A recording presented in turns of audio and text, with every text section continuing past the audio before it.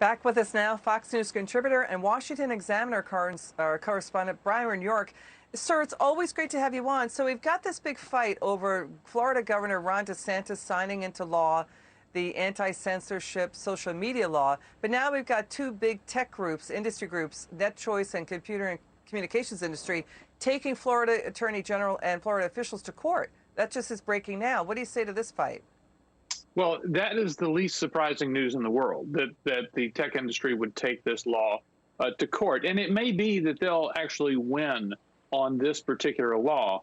But there's two real big problems right now that everybody is facing with the tech companies. Remember, the Democrats were very unhappy with Facebook and other tech companies back when they were investigating that so-called Trump-Russia affair.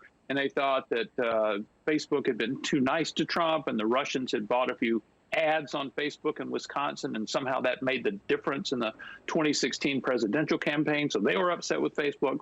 And now, of course, you've had the actual suppression and censorship of stories that the big tech companies, for political reasons, don't like. It's still extraordinary to remember that in the last campaign, a major news organization, the New York Post, came out with a big story that affected President Biden about his son's business dealings, and the tech companies suppressed it, censored it, just disappeared it.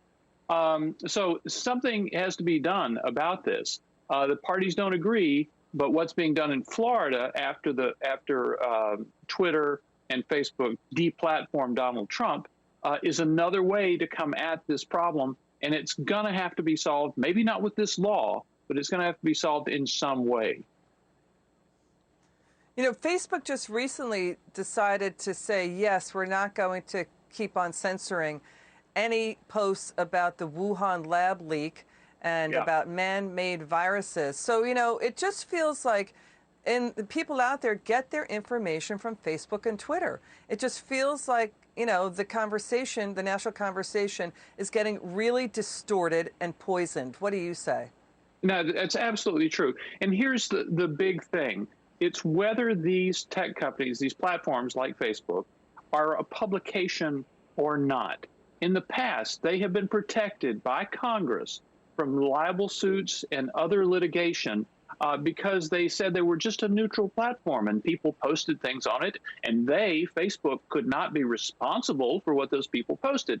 But now we see Facebook curating, editing, creating a news product, and a lot of people are saying, wait a minute, you are a publication. You can be sued because of this. You should be legally liable for the things that you put on, and that would just change the entire game.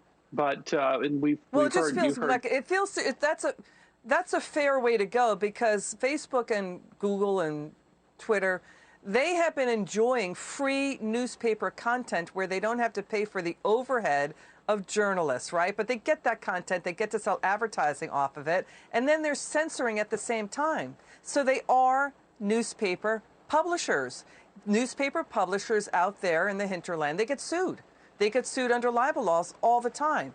Not these guys. Doesn't sound fair. Your final word. Well, I think you just made a very good case for ending this exemption that the big tech companies have. And then we started with this law in Florida. They have actually just sort of disappeared and deplatformed people that they don't like former President Donald Trump. And what this new law does is tries to protect political candidates in both parties, all parties, from being deplatformed during the campaign. Now, maybe that infringes on the constitutional rights of the platforms. But here again, this is a major, major problem in our politics with these groups having so much power. Cure for free speech is more free speech. Byron York, thanks for joining us. It's good to have you back on.